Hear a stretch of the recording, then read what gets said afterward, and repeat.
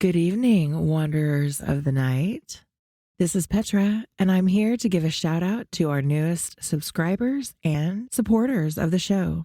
Big shout out to everyone from Buzzsprout, William Tremblay, our longest standing supporter of the show.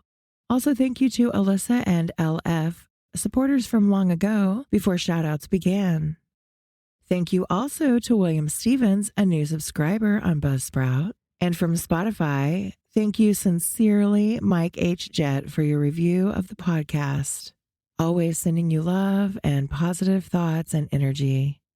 From YouTube, we now have 10 new subscribers, but keep in mind that I can only see your YouTube account name if you've made your subscriptions public. So thanks to 7 of you, plus The Big Moki Show, Randy Hall, and Brian Jacobs. Thank you all so much for your support. Welcome, wanderers of the night. For the next 31 nights, Petra's Dark and Dreamy invites you to step through shadowed corridors and moonlit graveyards, where the whispers of the uncanny and the echoes of the forgotten stir. Join us as we count down to All Hallows Eve with tales that chill, enchant, and linger long after the candle flickers out. Tonight, the darkness calls. Will you answer?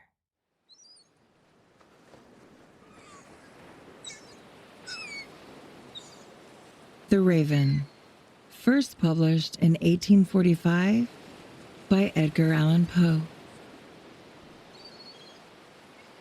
Once upon a midnight dreary, while I pondered weak and weary over many a quaint and curious volume of forgotten lore, while I nodded, nearly napping, suddenly there came a tapping, as of someone gently rapping at my chamber door. "'Tis some visitor," I muttered, tapping at my chamber door. "Only this and nothing more." Distinctly I remember it was in the bleak December, and each separate dying ember wrought its ghost upon the floor. Eagerly I wished the morrow. Vainly I had sought to borrow from my books surcease of sorrow, sorrow for the lost Lenore, for the rare and radiant maiden whom the angels name Lenore, nameless here forevermore. And the silken, sad, uncertain rustling of each purple curtain thrilled me, filled me with fantastic terrors never felt before, so that now, to the still beating of my heart, I stood repeating, "'Tis some visitor entreating entrance at my chamber door. Some late visitor entreating entrance at my chamber door. This is it, and nothing more." Presently my soul grew stronger, hesitating then no longer. "Sir," said I, "or madam, truly your forgiveness I implore. But the fact is I was napping, and so gently you came rapping, and so faintly you came tapping at my chamber door, that I scarce was sure I heard you. Here I opened wide the door. Darkness there, and nothing more." Deep into that darkness peering, long I stood there wondering, fearing, doubting, dreaming dreams no mortal ever dared to dream before. But the silence was unbroken, and the stillness gave no token, and the only word there spoken was the whispered word, "Lenore?" This I whispered, and an echo murmured back the word, "Lenore? Lenore? Lenore? Lenore?" Merely this, and nothing more. Back into the chamber turning, all my soul within me burning, soon again I heard a tapping somewhat louder than before. "Surely," said I, "surely that is something at my window lattice. Let me see then what thereat is, and this mystery explore. Let my heart be still a moment, and this mystery explore. 'Tis the wind and nothing more." Open here I flung the shutter when, with many a flirt and flutter, in there stepped a stately raven of the saintly days of yore.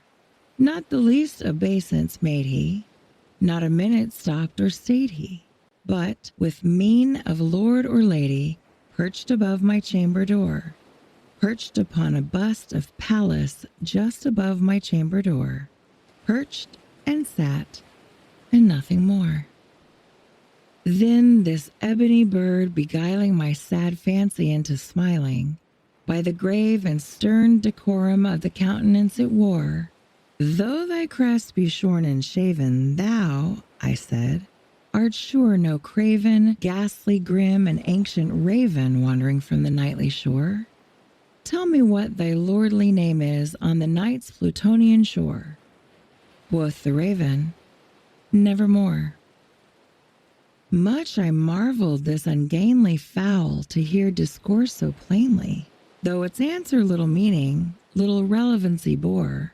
For we cannot help agreeing that no living human being ever yet was blessed with seeing bird above his chamber door, bird or beast upon the sculptured bust above his chamber door, with such name as Nevermore. But the raven, sitting lonely on the placid bust, spoke only that one word, as if his soul in that one word he did outpour. Nothing farther than he uttered, not a feather then he fluttered, till I scarcely more than muttered, Other friends have flown before.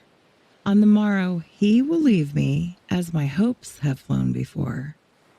Then the bird said, Nevermore. Startled at the stillness broken by reply so aptly spoken, Doubtless, said I, what it utters is its only stock and store, caught from some unhappy master whom unmerciful disaster followed fast and followed faster, till his songs one burden bore, till the dirges of his hope that melancholy burden bore, of never, nevermore.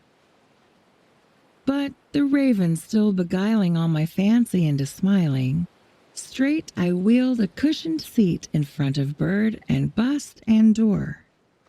Then, upon the velvet sinking, I betook myself to linking fancy unto fancy, thinking what this ominous bird of yore, what this grim, ungainly, ghastly, gaunt, and ominous bird of yore meant in croaking Nevermore. This I sat engaged in guessing, but no syllable expressing to the fowl whose fiery eyes now burned into my bosom's core. This and more I sat divining, with my head at ease reclining on the cushion's velvet lining that the lamplight gloated o'er, but whose velvet violet lining with the lamplight gloating o'er she shall press, nevermore. Then, methought, the air grew denser, perfumed from an unseen censer, swung by seraphim whose footfalls tinkled on the tufted floor. Wretch, I cried, thy God hath lent thee, by these angels he hath sent thee respite, respite and nepenthe from thy memories of Lenore. Quaff, oh quaff this kind nepenthe and forget his lost Lenore. Quoth the raven, Nevermore. Prophet, said I, thing of evil, prophet still if bird or devil, whether tempter sent or whether tempest tossed thee here ashore, desolate yet all undaunted, on this desert land enchanted, on this home by horror haunted, tell me truly, I implore, is there balm in Gilead? Tell me, I implore. Quoth the raven, Nevermore.